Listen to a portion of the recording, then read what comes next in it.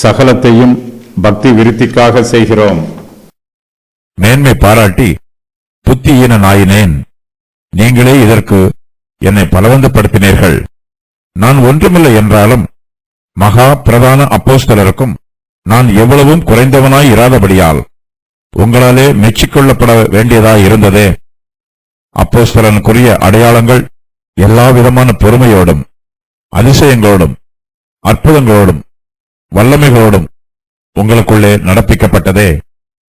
எதிலே மற்ற சபைகளுக்கு குறைவாயிருந்தீர்கள்? நான் உங்களை வருத்தப்படுத்தாதிருந்ததே உங்களுக்கு குறைவு. இந்த அநியாயத்தை எனக்கு மன்னியுங்கள். இதோ உங்களிடத்திற்கு 3ஆம் தரம் வர ஆயத்தமாயிருக்கிறேன். நான் உங்களை வருத்தப்படுத்துவதில்லை. நான் உங்களுடையதை அல்ல, உங்களையே தேடுகிறேன். பெற்றாருக்கு பிள்ளைகள் அல்ல, பிள்ளைகளுக்கு பெற்றார்களே பொக்கிஷங்களை சேர்த்து வைக்க வேண்டும். ஆதலால் நான் உங்களில் எவ்வளவு அதிகமாய் அன்பு கூறுகிறேனோ அவ்வளவு குறைவாய் உங்களால் அன்பு கூறப்பட்டிருந்தாலும் மிகவும் சந்தோஷமாய் நான் உங்கள் ஆத்துமாக்களுக்காக செலவு பண்ணவும் செலவு பண்ணப்படவும் விரும்புகிறேன். அப்படி ஆகட்டும். நான் உங்களுக்கு பாரமாய் இருக்கவில்லை. ஆனாலும் உபாயம் உள்ளவனாய் இருந்து தந்திரத்தினாலே உங்களை பிடித்தேனாம். நான் உங்களிடத்திற்கு அனுப்பினவர்களில் எவன் மூலமாயாவது உங்களிடத்தில் பொழிவை தேடினதுண்டா? தீத்து உங்களிடத்தில் வரும்படி நான் அவனை கேட்டுக்கொண்டு அவனுடனே கூட ஒரு சகோதரனை அனுப்பினேன். தீத்து உங்களிடத்தில் ஏதாவது பொழிவை தேடினானா? நாங்கள் ஒரே ஆவியை உடையவர்களாய் ஒரே அடிச்சுவடுகளில் நடந்தோம் அல்லவா? நாங்கள் யோக்கியர்கள் என்று விளங்கும்படி உங்களிடத்தில் பேசுகிறோம் என்று எண்ணுகிறீர்களோ? தேவனுக்கு முன்பாக கிறிஸ்துவுக்குள் பேசுகிறோம். பிரியமானவர்களே, சகலத்தையும் உங்கள் பக்தி விருத்திக்காக செய்கிறோம். ஆகிலும் நான் வந்து உங்களை என் மனதின்படி இருக்கிறவர்களாக காணாமலும் நானும் உங்கள் மனதின்படி இருக்கிறவனாக காணப்படாமலும் இருப்பேனோவென்றும் விரோதங்கள், வைராக்கியங்கள், கோபங்கள், வாக்குவாதங்கள், புறங்கூறுதல், கோட்சொல்லுதல், இருமாப்பு, கலகங்கள் ஆகிய இவைகள் உங்களுக்குள்ளே உண்டாயிருக்குமோ என்றும், மறுபடியும் நான் வருகிறபோது என் தேவன் உங்களிடத்தில் என்னை தாழ்த்தும்படிக்கு முன் பாவம் செய்தவர்களாகிய அநேகர் தாங்கள் நடப்பித்த அசுத்தத்தையும் வேசித்தனத்தையும் காம விகாரத்தையும் விட்டு மனம் திரும்பாமல் இருக்கிறதை குறித்து நான் துக்கப்பட வேண்டியதாயிருக்குமோ என்றும் பயந்திருக்கிறேன். கொரிந்து சபையில் ஒரு சிலர் பவுலுக்கு விரோதமாக தூஷண வார்த்தைகளை பேசுகிறார்கள். இந்த சூழ்நிலையில் விசுவாசிகள் பவுலுக்கு சாதகமாக பேச வேண்டும். அவரை வருத்தப்படுத்துகிறவர்களுக்கு விரோதமாக பவுலை குறித்து மேன்மை பாராட்ட வேண்டும். ஆனால் அவர்கள் பவுலை குறித்து மேன்மை பாராட்டவில்லை. ஆகையினால் பவுல் தன்னை குறித்து மேன்மை பாராட்ட வேண்டியதாயிற்று. தான் மேன்மை பாராட்டி புத்தியீனனாக இருந்ததாக எழுதுகிறார். கொரிந்து சபையார் பவுலை குறித்து அநேக மேன்மையான காரியங்களை பேசி மேன்மை பாராட்டலாம். மகா பிரதான அப்போஸ்தலரில் அவர் எவ்வளவும் குறைந்தவர் அல்ல. ஆனாலும் கொரிந்தியர்கள் பவுலை குறித்து ஒரு வார்த்தையும் மேன்மை பாராட்டவில்லை. கர்த்தருடைய ஊழியக்காரருக்கு விரோதமாக யாராவது தூஷண வார்த்தைகளை பேசினால் அந்த வார்த்தைகள் பொய்யானதாக இருக்குமானால் நாம் ஊழியக்காரருக்கு ஆதரவாக பேச முன்வர வேண்டும். அவர்களுக்கு விரோதமாக பேசப்பட்ட தூஷண வார்த்தைகளுக்கு நாம் துணிவாய் பதில் சொல்ல வேண்டும். கர்த்தருடைய ஊழியக்காரர்கள் மிகுந்த மனத்தாழ்மையோடு இருக்க வேண்டும். மற்றவர்கள் தங்களை எவ்வளவு அதிகமாக மேன்மை பாராட்டினாலும் நாம் நம்மை அதிகமாய் தாழ்த்த வேண்டும். அப்போஸ்தலர் பவுல் பிரதான அப்போஸ்தலரை போல இருக்கிறார். எந்த விஷயத்திலும் அவர்களுக்கு குறைந்தவர் அல்ல. ஆனாலும் அவர் தன்னை ஒன்றும் இல்லை என்று சொல்லி தாழ்த்துகிறார். கொரிந்தியர்கள் அவரை மெச்சிக்கொள்ள வேண்டும். ஆனால் பவுலோ தன்னை ஒன்றும் இல்லாதவர் என்று சொல்லி தாழ்த்துகிறார். அப்போஸ்தலர் பவுல் கொரிந்தியர் மீது மிகுந்த அன்போடு இருக்கிறார். அவர்களை எந்த விதத்திலும் வருத்தப்படுத்தவில்லை. பவுல் அவர்களுக்கு ஒருபோதும் பாரமாக இருந்ததில்லை. பவுல் அவர்களை மாத்திரமே தேடுகிறார். அவர்களுடையதை அவர் தேடவில்லை. அவர்களுடைய ஆத்துமாக்கள் ரட்சிக்கப்பட வேண்டும் என்பதே பவுலின் விருப்பம்.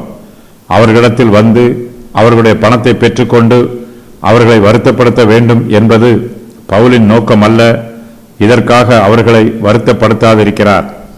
கர்த்தராகிய இயேசு கிறிஸ்து நல்ல மேய்ப்பராக இருக்கிறார். நல்ல மேய்ப்பர் தன் ஆடுகளுக்காக தன் ஜீவனையும் கொடுக்கிறவர். பவுல் கிறிஸ்துவின் அடிச்சுவடுகளை பின்பற்றி ஊழியம் செய்கிறார். அவர்களுடைய ஆத்துமாக்களுக்காக பவுல் செலவு பண்ணவும் செலவு பண்ணப்படவும் விரும்புகிறார். அவர்களுடைய ஆத்துமாக்கள் ரட்சிக்கப்பட வேண்டும் என்பதற்காக பவுல் தன்னை பூரணமாய் ஒப்புக் கொடுக்கிறார். ஒரு மெழுகுவர்த்தி தன்னையே உருக்கிக் கொண்டு வெளிச்சம் தருவது போல பவுல் தன்னை செலவு பண்ணவும் செலவு பண்ணப்படவும் ஒப்புக் கொடுக்கிறார். பவுல் கொரிந்தியரை வருத்தப்படுத்தவில்லை, அவர்களுக்கு பாரமாய் இருக்கவில்லை, அவர்களிடத்தில் பொழிவை தேடவில்லை, அவர்கள் மீது அதிகமாய் அன்பு கூறுகிறார். அன்பில் குறைவாய்க்கவில்லை. கொரிந்தியர்கள் பவுல் மீது குறைவாய் அன்பு கூர்ந்தார்கள். ஆனால் பவுலோ அவர்கள் மீது அதிகமாய் அன்பு கூறுகிறார். பவுல் அவர்களுக்கு பாரமாய் இல்லாதது போலவே அவருடைய உடன் ஊழியரும் அவர்களுக்கு பாரமாய் இல்லை. பவுல் அவர்களிடத்திற்கு தன்னுடைய உடன் ஊழியரை அனுப்பினார்.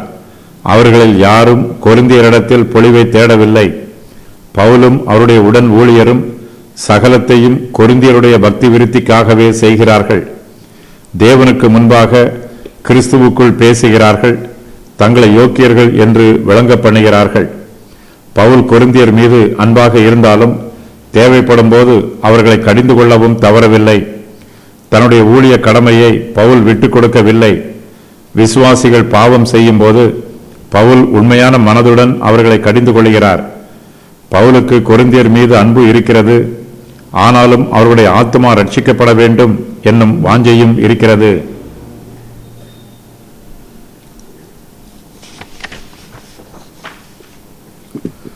கர்த்தருடைய ஊழியக்காரர்கள் தேவைப்படும் போது விசுவாசிகளுக்கு கடினமான வார்த்தைகளை சொல்லி புத்தி சொல்ல வேண்டும். அவர்களை தனிமையிலோ அல்லது தேவைப்படும் போது பொது இடங்களிலோ கடிந்து கொள்ளலாம். பாவம் செய்தவர்கள் மனம் திரும்பி ரட்சிக்கப்பட்ட பின்பு மறுபடியும் அந்த பாவத்தை செய்யக்கூடாது. மறுபடியும் பாவம் செய்யும் போது அவர்களுடைய மனம் திரும்புதல் உண்மையுள்ளதாய் இராது. கொரிந்தியர் மத்தியில் விரோதங்கள், வைராக்கியங்கள், கோபங்கள், வாக்குவாதங்கள், புறம் கூறுதல், கோட்சொல்லுதல், இருமாப்பு, கலகங்கள் ஆகியவை உண்டாய் இருக்கக்கூடாது. ரட்சிக்கப்படுவதற்கு முன்பாக அவர்கள் அசுத்தத்தையும் வேசித்தனத்தையும் காம விகாரத்தையும் செய்தார்கள். இவற்றை விட்டு மனம் திரும்பிய பின்பு மறுபடியும் அவற்றை செய்யக்கூடாது. கொரிந்தியர்கள் இந்த பாவங்களில் இருந்து மனம் திரும்பவில்லை என்றால் பவுலின் இருதயம் அவர்களுக்காக துக்கப்படும். நாம் தேவனை நேசிக்கும் போது தேவனுடைய பிள்ளைகளையும் நேசிக்க வேண்டும். அவர்கள் மனம் திரும்பாமல் இருக்கும்போது நாம் அவர்களுக்காக துக்கப்பட வேண்டும். பவுல் தன்னை மேன்மைப்படுத்தியதினால் புத்தியீனனானார். கொரிந்தியரே பவுலை மேன்மைப்படுத்துமாறு பலவந்தம் பண்ணினார்கள். பவுலின் அப்போஸ்தல ஊழியத்தை பற்றி கொரிந்தியர் நன்றாக தெரிந்து வைத்திருக்கிறார்கள். தன்னை பற்றி அவர்கள் கொரிந்துவில் இருக்கும் கள்ள போதகர்களிடம் சாட்சி பகர முடியும். அப்போஸ்தலருடைய ஊழியங்களில் அற்புதங்களும் அடையாளங்களும் நடைபெற்றது. அவர்கள் மூலமாக பிரசங்கிக்கப்பட்ட சுவிசேஷ செய்தி நிரூபிக்கப்பட வேண்டும். கொரிந்தியரிடத்தில் வருவதற்கு இதற்கு முன்பாக 2 முறை திட்டமிட்டார். ஆனால் அவரால் அங்கு செல்ல முடியவில்லை. இப்போது 3ஆம் தரமாக அவரிடத்தில் வர ஆயத்தமாக இருக்கிறார். கொரிந்தியரிடத்திற்கு போவதற்கு பவுல் வெட்கப்பட்டு தீத்துவை அங்கு அனுப்பினார் என்று நினைக்க வேண்டியதில்லை. கொரிந்தியருக்கு பக்தி விருத்தி உண்டாக்க வேண்டும். அதற்காகவே 2 சகோதரர்களை அங்கு அனுப்புகிறார். பவுல் பயந்திருக்கும் 3 காரியங்கள். கொரிந்தியரை தன்னுடைய மனதின்படி இருக்கிறவர்களாக காணாமல் இருப்பாரோ என்று பயப்படுகிறார்.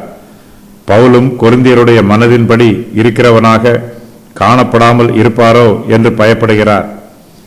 கொரிந்தியர் அசுத்தத்தையும் வேசித்தனத்தையும் காம விகாரத்தையும் விட்டு மனம் திரும்பாமல் இருக்கிறதை குறித்து தான் துக்கப்பட வேண்டியதாய் இருக்குமோ என்று பவுல் பயப்படுகிறார்.